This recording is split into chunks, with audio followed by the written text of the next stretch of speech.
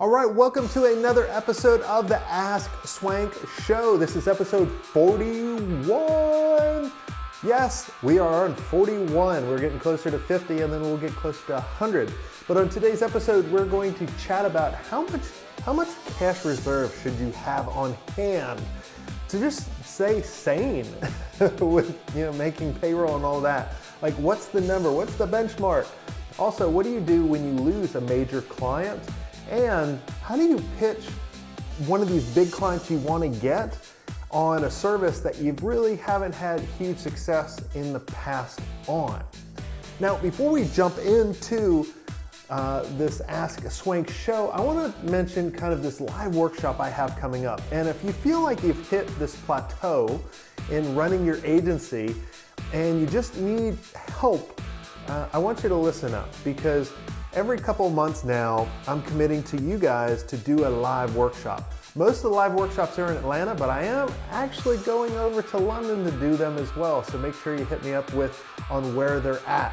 But the point of this live workshop is to put 10 to 15 agency owners like you that have hit a certain plateau, that just want to get to the next level, understand how to scale their agency, understand what they need to sell first, and understand all the integral parts that you need to do in order to get to the next level.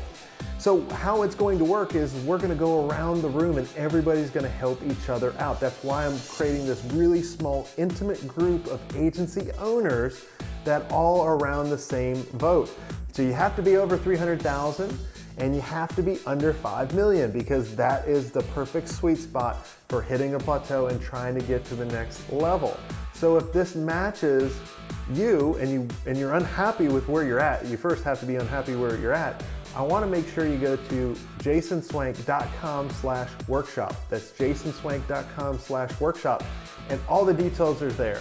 I've interviewed a couple people that have been to these workshops in the past, and they tell their story. So just don't listen to what I have to say. Truly watch that video, listen to what they've had to say, and if that matches up, I want you to fill out the application, because in order to get to the live workshop with me and all these other cool people, you have to meet a certain criteria, and I want to make sure I put really cool people in these workshops. It's not all about money, and it's not all about just filling seats. If I had 5 people, that is totally fine with me. Right? I'm going to put the right 5 people in, and that's my commitment to you guys. So make sure you go to jasonswenk.com/workshop. I'm Jason Swenk, and I'm answering your questions. And this is Ask Swenk. All right, let's get into the first episode. So, Alina asked, how much money should we have in reserve for a rainy day to run our agency successfully? So, I love this question because not many people focus on it. And there's a couple things that you need to do. First, while you don't need money right away, I want you to get a line of credit. The easiest way to get a loan and to get money is to get it when you don't need it. I've had so many clients that work with me over the years that they don't tell me that they don't have a line of credit, then they run into cash issues, and then you try to get a line of credit and they can't. So the first thing I tell people now is get a line of credit when you don't need it. When things are amazing, get it. So then if you really do need it to make, through 2 weeks or whatever it is, you're good, right? Because we all have had those tax bills come up, or those things that unseen circumstances come up and really put a stress on you making payroll, or you just start stressing over money. So the thing that I always wanted to do is have at least 3 to 6 months of cash on hand to operate for our agency. So, and what I would do is, obviously you're going to have an operating account for your cash that's going to go in and out, but we'd create a savings account. So let's say one project we make 50% on it. So a quarter of that we would put into the savings account. The other quarter would go into the operating account as growing it and scaling and that kind of stuff.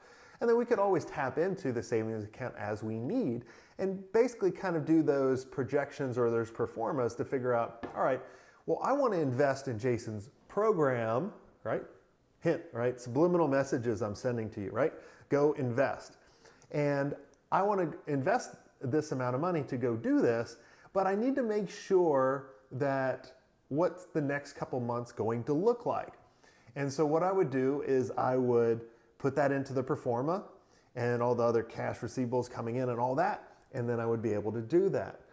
That's really important about building up your money. So at the end of the day, to answer your question, I would shoot for 3 months and set a time frame of maybe like 90 days. Maybe that's one of your 90-day goals that you need, and say in 3 months, I want to have at least 3 months of operating capital in case nothing else comes in. And you can always tap in it. And then the other thing too is get the line of credit. You may never need it. Now, we hardly ever used it. I think we used it maybe once over our career, and it always kept getting canceled on us because the banks would have insurance on us, like making sure that we didn't default.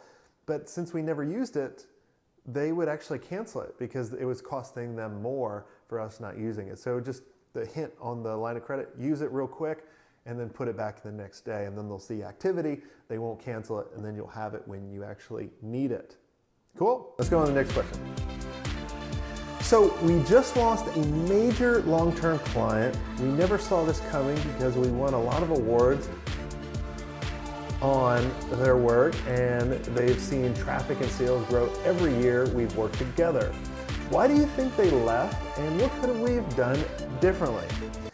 So this goes to a great example of an agency that just lost probably one of their biggest accounts, Chick-fil-A. Chick-fil-A is huge in the U.S. It's huge in the South, right? It's the cow commercials, and you see the cow billboards all over, like eat more chicken. Really creative, right? And the agency did a really good job for the past 20 years building this brand around this. They quoted the agency owner going, I have no idea why we lost it. We won a ton of awards. You just mentioned the exact same thing you did. Mentioned a ton of awards, and we had some success with them. The key is people make decisions based on the future of what they feel that they can do for them in the future. They're not buying your past. They don't care about your awards. It goes back to, I've created a couple episodes and I've mentioned this thousands of times. No one cares about the stupid awards that you win.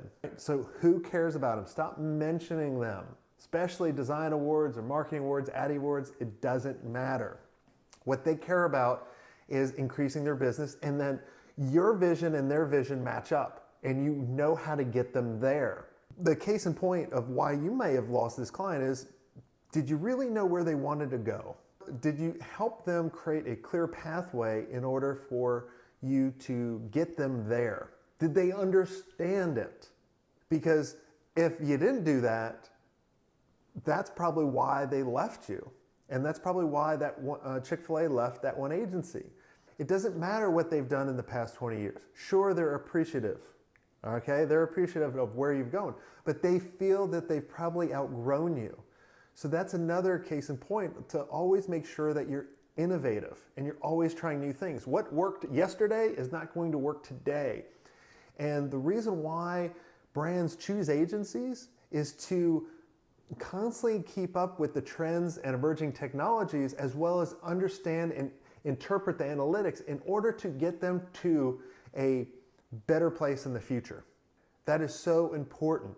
And that's why you got to always constantly be innovative and communicating to your clients and understand what your clients want in the future. If you're not doing that, then you're going to be like the agency that worked for Chick-fil-A, and you're going to lose it. And you're going to lose clients year after year or month after month, however successful you are. The cool thing is you're actually measuring success.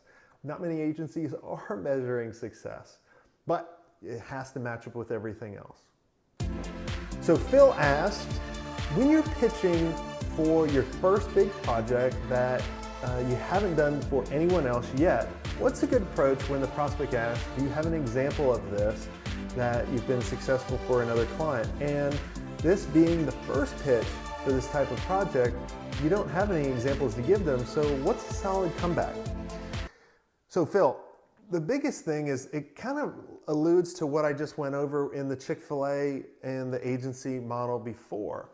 It's not about what you've done in the past. It's about creating a clear pathway to show them where you can get them in the future. So if they keep going back to what you've done in the past, you haven't done a good, they're asking that because you haven't done a good, overcome that objection. that they may have and educated them on exactly how this is going to work. Think about when people want to make a decision, they're basically doing it based on trusting you in order to help them get to where they're going. They didn't fully understand that you understood them of where they're trying to go.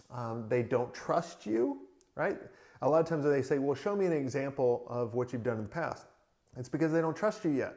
So you need to go over and provide them value in order to get them there. And it's about maybe positioning a foot in the door service before you actually pitch the whole kit and caboodle, right? So it could be something like slice off part of the core service that you were pitching them and develop them a roadmap or a blueprint in order to show them how to get there. And at the end of that blueprint, you say, hey, do you think this is a good plan? Would you like our help? And that's how you can get there without actually doing that in the past. So if you could actually slice off part of your core service that you were pitching them for this big project, do it in a mini service. It's going to be a lot easier decision for them to decide on rather than this big commitment. They're probably going to close a lot quicker. Once they pay you for this engagement, they're 20 times more likely to pay for you to do something else. And you're going to have that huge head start in front of all the other agencies that are pitching this huge project. Pitch something small, pitch that foot in the door service that I always tell people to do, and you're going to win. Okay? I want you to join the conversation. Make sure you comment and subscribe. Thanks for giving me your most valuable asset, your time.